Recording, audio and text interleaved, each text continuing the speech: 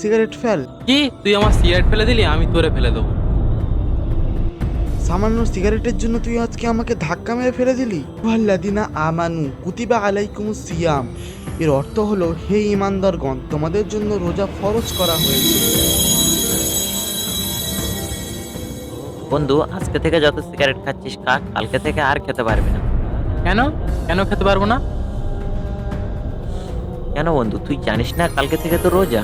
রোজার সময় সিগারেট খাওয়াটা কি ঠিক হবে? রোজা তো আমিও জানি, কিন্তু বন্ধু সিগারেট ছাড়া আমি চলতে পারি না। সিগারেট না খেলে আমার মাথা কাজ করে না। আমিও সিগারেট ছাড়া এক মুহূর্ত চলতে পারি না। গত বছরে 20টা রোজা রাখার পর কেমন জানি সিগারেট খাওয়ার নেশাটা চলেই গিয়েছে। সেই জন্যই এবার ভাবছি পুরো রোজাটাই রাখবো।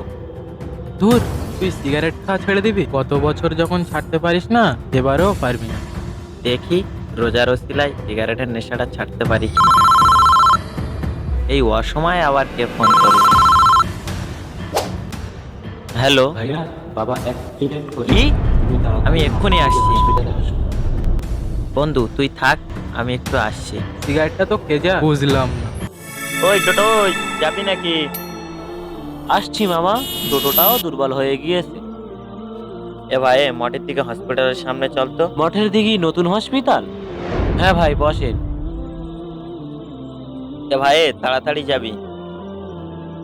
আচ্ছা ভাই, ঠিক আছে।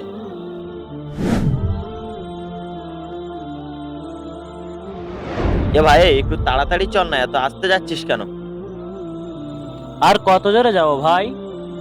ওই, এটা গাড়ি চালাচ্ছিস না কি চালাচ্ছিস তুই? তাড়াতাড়ি চল, আবার মুখের ওপরে কথা। বেশ, একে মেজাজ খারাপ আবার। ওই হসপিটালের সামনে দাঁড়া।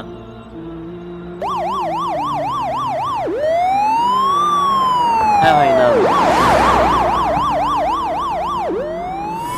এই নে তোর ভাড়াটা ধর।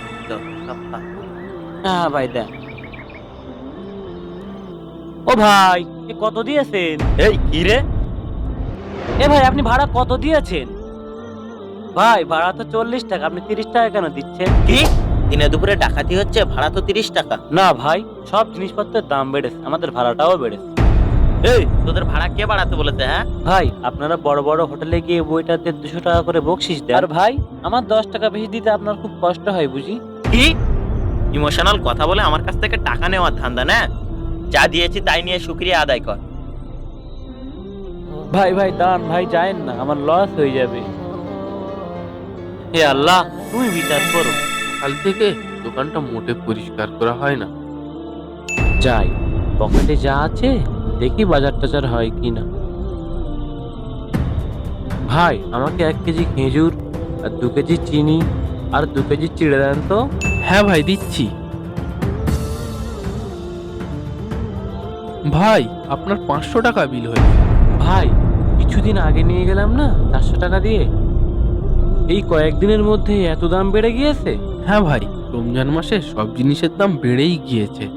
তা ভাই, একটু কম সম করে নেওয়া যায় না? না ভাই, আমার লস হয়ে যাবে। হ্যাঁ, আমাদের মতো গরিব টোটোওয়ালাদের শুধু এরকমই কষ্ট। থাক, আমার আর বাজার করা হলো না, আর আমার কাছে এত টাকা নেই। আরে, এইসব গরিব টোটোওয়ালাদের দেখে আমার আর ব্যবসা করতে ভালোই লাগে। শান্তি। সিগারেট ছাড়া জীবনটাই অচল। কিরে বন্ধু, কেমন আছিস? এই চলছে। আরে বন্ধু, তুই পাবলিক প্লেসে এভাবে সিগারেট খাচ্ছিস কেন? তুই রোজা করিস না? না রে বন্ধু, আমার দ্বারা রোজা টোজা হবে না। কি সিগারেট খাচ্ছিস? Cigarette fail. কি তুই আমার সিগারেট ফেলে দিলি? আমি তোরে ফেলে দেবো। সামান্য সিগারেটের জন্য তুই আজকে আমাকে ধাক্কা মেরে ফেলে দিলি?